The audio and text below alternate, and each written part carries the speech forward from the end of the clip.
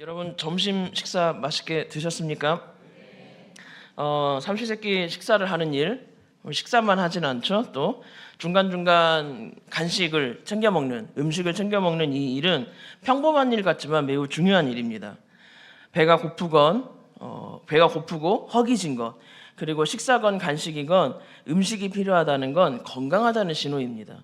그래서 아픈 사람이 다시 건강을 회복할지를 보면 짐작할 수 있는 것 중에 하나가 잘 먹는 것입니다. 배고프다는 건 건강하다는 뜻입니다. 그런데 이 배고픔은, 건강한 배고픔은 음식에 대한 배고픔, 음식에 대한 갈망만 있지는 않습니다. 우리에게 음식보다 더 중요한 배고픔, 더 중요한 갈망이 있습니다. 오늘 우리가 읽은 말씀은 느헤미야를 중심으로 바벨론 포로에서 돌아온 이스라엘 백성들이 예루살렘 성벽을 52일 만에 재건하는 일이 있었습니다. 그리고 이 재건을 마친 다음에 일어난 일이 오늘 말씀에 기록된 일입니다. 자, 52일 동안 예루살렘 성벽, 예루살렘 공동체의 성벽을 세우는 이 공사가 끝났으니까 이제 백성들은 자기 삶의 터전으로 돌아가면 됩니다. 바벨론 포로 기간 동안 얼마나 사모하고 얼마나 원하고 바랬던 고국에서의 생활, 자유의 몸의 그 일상으로 이제 돌아가면 됩니다. 정말 그리웠던 그 삶으로 돌아가면 되는데, 그런데 이스라엘 백성들은 이 일을 놔두고 다른 일을 합니다. 무슨 일을 했을까요? 얼마나 중요하고 급한 일이기에, 얼마나 중요한 일이기에 고국에서의 그토록 원하고 바랬던 일상의 자유를 제쳐들고 이것을 먼저 했을까요? 느헤미야 8장 1절 말씀을 함께 다시 읽어보겠습니다.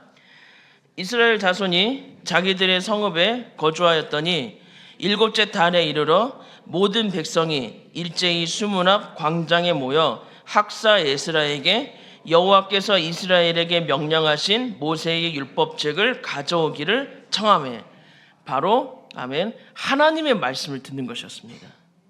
성경의 날짜를 보면 성벽 재건 공사가 끝난 지 불과 며칠밖에 되지 않았습니다.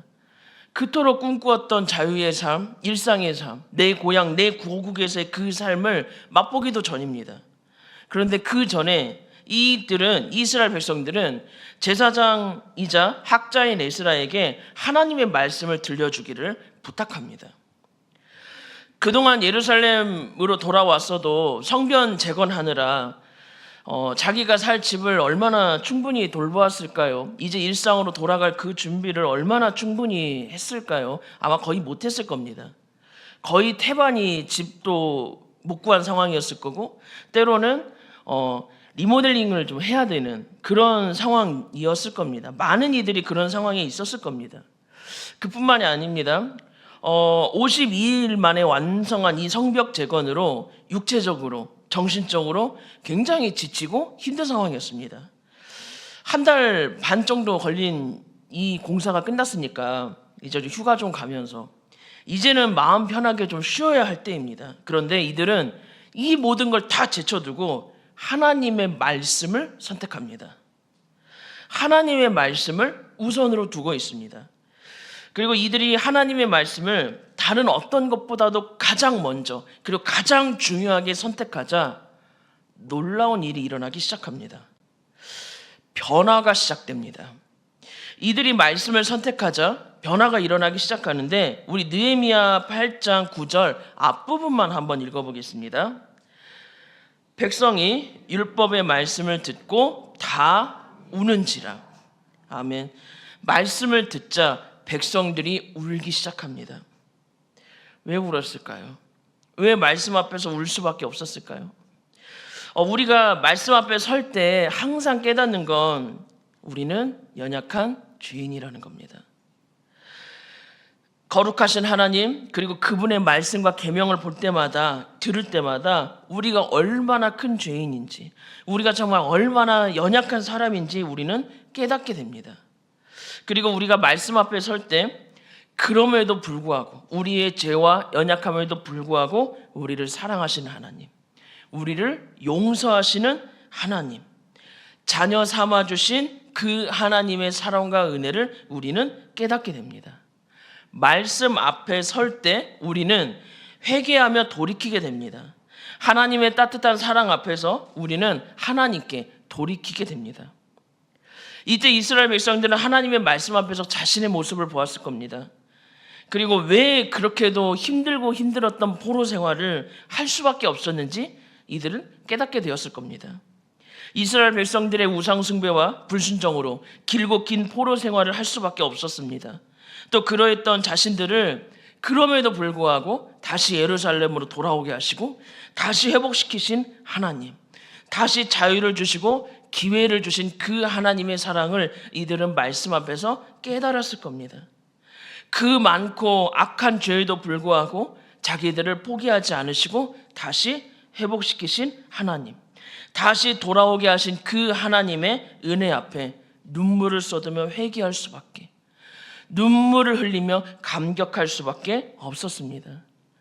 말씀 앞에 서자 그들의 마음이, 그들의 중심이, 그들의 생각이 변하게 됩니다.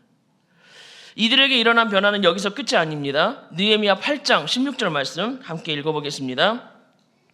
백성이 이에 나가서 나뭇가지를 가져다가 혹은 지붕 위에, 혹은 뜰 안에, 혹은 하나님의 전뜰에, 혹은 숨은 광장에, 혹은 에브라임 문 광장 초막절을 짓되, 초막절을 지킵니다.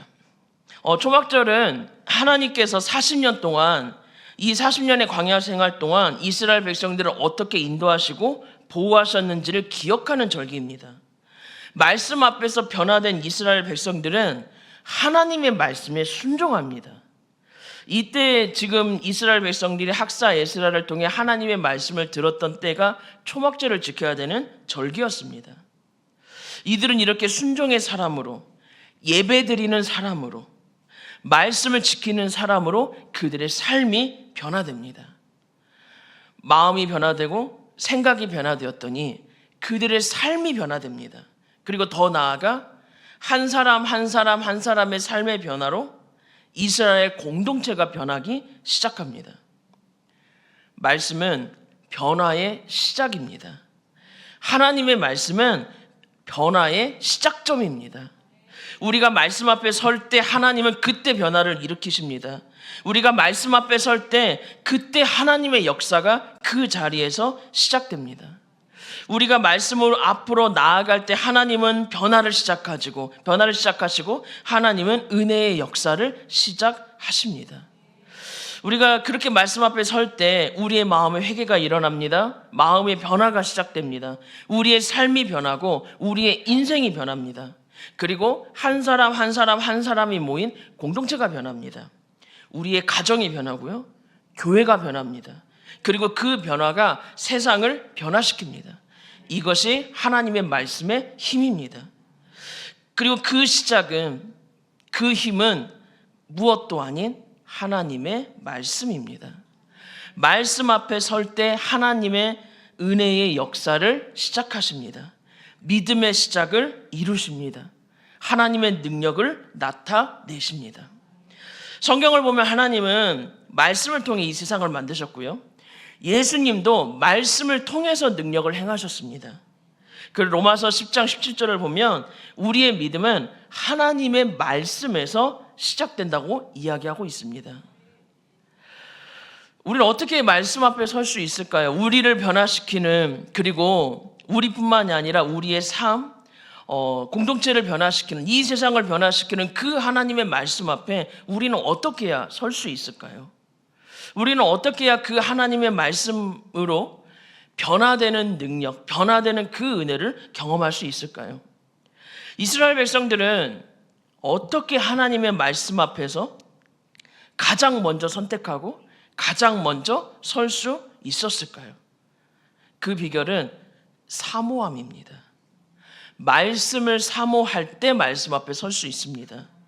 말씀을 사모하는 그 간절함과 그 배고픔을 보시고 하나님은 그 마음에 응답해 주십니다. 이스라엘 백성들을 보면 그들이 하나님의 말씀을 듣고 그 말씀 앞에 설 수 있었던 건 말씀을 향한 간절한 사모함이 있었기 때문입니다. 성벽 재건 다 마치고 일상으로 돌아가서 얼마나 할 일이 많았겠어요. 얼마나 하고 싶은 게 많았겠어요. 마음 편히 쉬지도 못하고 그동안 불안 속에서, 그리고 다시 만들고 회복시켜야 되는 그 수많은 할 일 중에서 얼마나 불안하고 얼마나 지치고 얼마나 힘든 이스라엘 백성이었을까요? 그리고 70년 만에 이 땅으로 완전히 다 돌아온 이스라엘 백성들인데, 자기 삶을 돌아보며 자기 일상을 돌아보며 그 자유를 누리는 삶을 얼마나 하고 싶었을까요? 그런데도 이들은 말씀을 향한 사모함, 말씀을 향한 배고픔이 먼저였습니다. 왜 수십 년간의 그 시간 동안 포로 생활을 했어야 했는지, 왜 그 시간들을 우리가 겪었어야 했는지, 그리고 하나님은 다시 이 땅으로 우리를 인도해 내셨는지, 우리가 하나님의 백성으로 이 땅에서 다시 살아가기 위해서 우리는 어떻게 해야 되는지 혼란스러움이 가득했을 겁니다. 그리고 하나님을 믿지 않는 나라에서 오랜 시간 동안 포로로 생활하면서 하나님의 말씀에 대한 갈망이 얼마나 있었겠습니까? 하나님을 향한 그 갈망이 이들 마음에 가득했을 겁니다. 생명보다, 일상으로 돌아가는 것보다, 쉼보다, 그 무엇보다도 그들은 말씀이 필요했습니다. 말씀을 사모하고 말씀에 대해 배고파했습니다. 이들이 얼마나 말씀을 사모했는지 정말 하나님의 말씀을 귀하게 여깁니다. 이들이 에스라를 통해 하나님의 말씀을 어떻게 들었는지를 보면 얼마나 사모하고 얼마나 배고팠는지, 말씀에 대해서 얼마나 진심이었는지 우리는 알 수 있습니다. 느헤미야 8장 5절 말씀 함께 읽어보겠습니다. 에스라가 모든 백성 위에 서서 그들 목전에 책을 펴니 책을 펼 때에 모든 백성이 일어서니라. 아멘. 하나님의 말씀이 선포될 때 이들은 일어서서 하나님의 말씀을 들었습니다. 말씀이 선포되기 전에 하나님을 찬양하고 경배했습니다. 우리는 앉아서 말씀을 듣는데 이 문제가 아닙니다. 이 개념이 아닙니다. 앉고 일어서는 게 그게 문제가 아니라 하나님의 말씀을 경외하는 마음으로 들었다는 겁니다. 너무도 그 말씀이 사모되고 너무도 그 말씀이 좋기 때문에 하나님의 말씀을 들을 때 경외하는 마음, 하나님을 경외하는 마음으로 나아갔다는 겁니다. 이번 여름에도 우리에게 하나님의 말씀이 주어집니다. 우리가 하나님을 경외함으로 그 말씀 앞에 나아갈 수 있는, 그 변화의 자리에 나아갈 수 있는 그 시간들이 이번 여름에 우리에게 주어집니다. 우리 아이들에게는 성경학교와 수련회를 통해, 그리고 우리 어른들에게는 전교인 부흥회를 통해 하나님의 말씀이 우리에게 주어집니다. 우리 자신의 변화, 우리 삶의 변화, 우리 가정의 변화, 교회의 변화의 시작은 말씀입니다. 하나님의 말씀이 선포될 때 그 말씀 앞에 우리가 사모함과 경외함으로 나아갈 때 하나님의 말씀은 우리 자신, 우리의 삶, 우리의 가정과 교회를 순종으로 하나님의 일하심으로 변화시켜 주십니다. 이번 여름 간절히 원하는 건 우리에게 선포되는 그 하나님의 말씀을 통해서, 우리에게 허락해 주신 그 주님의 말씀을 통해 주님의 놀라운 은혜가 시작되기를 바랍니다. 말씀은 변화의 시작, 은혜의 시작입니다. 하나님께서 말씀을 통해 우리가 회개하게 하십니다. 하나님은 말씀을 통해 우리를 회복시키시고 우리의 믿음을 키우십니다. 뿐만 아니라 하나님은 말씀을 통해 우리의 삶을 인도하시고 우리 가운데 하나님의 놀라운 역사를 이루어 가십니다. 어떤 사람들이 말씀을 통해 변화시키시는 그 하나님의 은혜를 맛볼 수 있느냐? 말씀에 대한 배고픔이 있는 자, 말씀을 사모하는 자입니다. 하나님을 너무 원하고 너무 사모하기에 그 하나님의 말씀을 향한 배고픔이 있는 자에게 하나님은 이렇게 변화의 은혜를, 변화의 역사를 허락해 주십니다. 그 어느 것보다, 그 어느 일보다 하나님의 말씀을 사모하는 자, 진짜 말씀에 배고파하는 그런 우리가 되기를 간절히 소망합니다. 말씀을 마칩니다. 성벽 재건을 마친 포로였던 이스라엘 백성들이 당장 삶으로 돌아가기 전에, 그렇게 가고 싶었던 일상으로 돌아가기 전에 먼저 했던 일은 하나님의 말씀 앞으로 나아가는 것이었습니다. 그리고 그때 하나님은 말씀을 통해 이들을 어루만져 주셨고 회개시켜 주셨고 회복시켜 주셨습니다. 놀라운 변화를 이루어 주셨습니다. 말씀은 하나님께서 이루시는 놀라운 변화의 시작입니다. 그리고 그 하나님의 말씀은 말씀에 대한 배고픔이 있는 자, 하나님에 대한 사모하는 자에게 하나님은 그 은혜를 허락해 주십니다. 하나님 감사합니다. 우리에게 말씀해 주시는 하나님이 계셔서 얼마나 감사한지요. 하나님은 말씀을 통해 우리를 변화시키시고 하나님의 역사를 이루어 가심을 우리가 바라보며 믿습니다. 그런 하나님의 말씀을 사모하는 자, 말씀에 배고픔이 있는 자로 살아가는 우리가 되도록 인도하여 주시옵소서. 예수님의 이름으로 기도드립니다. 아멘. 네, 귀한 말씀 감사합니다. 네, 아까 제가 광고 시간에 잠깐 칭찬을 좀 하려고 그랬었는데 우리 찬양팀이 훨씬 울림이 있고 깊이가 아주 깊어졌습니다. 정말 잘하지요. 네, 저는 드럼 치는데 민간인 중에 김대훈처럼 잘 치는 사람 처음 봤습니다. 네, 일단 김대훈 한번 칭찬하고, 우리 재벽이는 원래 기타의 기자도 몰랐는데 찬양 스쿨을 통해서 기타를 잡더니 중간에 애드립으로 띠용띠용 들어오는데 찬양의 맛이 삽니다. 우리 재벽이 참 잘 치고, 우리 서해도 이번에 찬양 스쿨 때 베이스를 잡더니 제법 연주를 잘합니다. 그리고 건반 말할 것도 없고 또 빼먹으면 또 섭섭하다 그럴까 봐 우리 찬양인도도 우리 승원 청년 세계적입니다. 네, 우리 찬양팀을 위해서 다시 한번 박수 하도록 하겠습니다.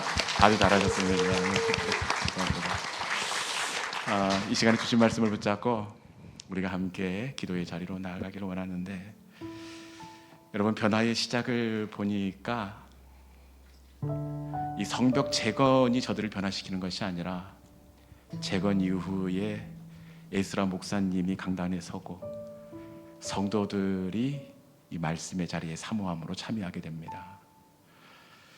여러분, 그런데 하나님께서 은혜 주시려고 하니까 말씀이 들리더라고요.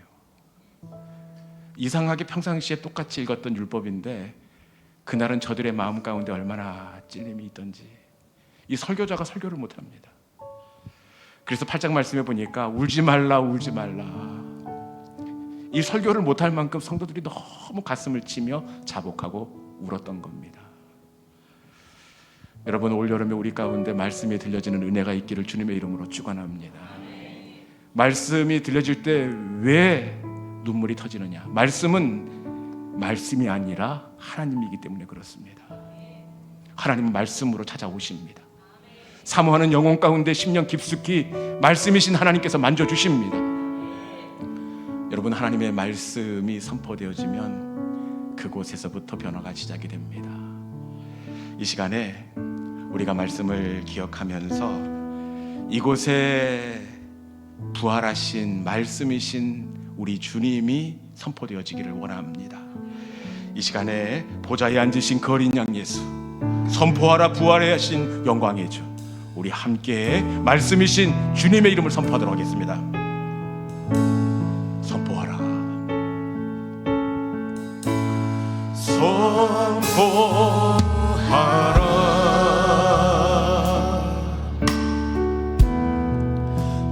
부활하신 영광의 주,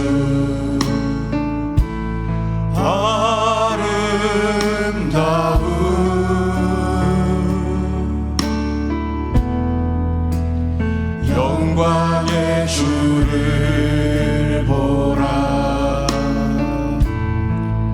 보좌에 앉으신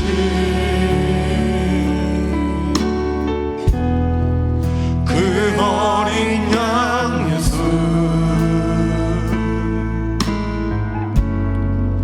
다 무릎 꿇고서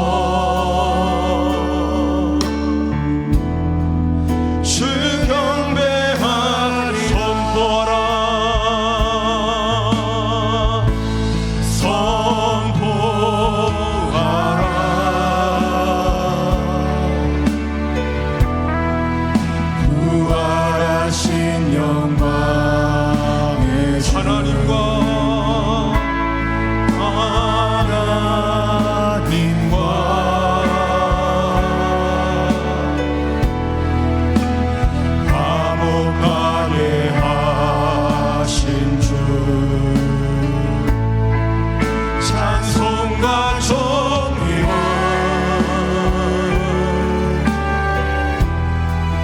영광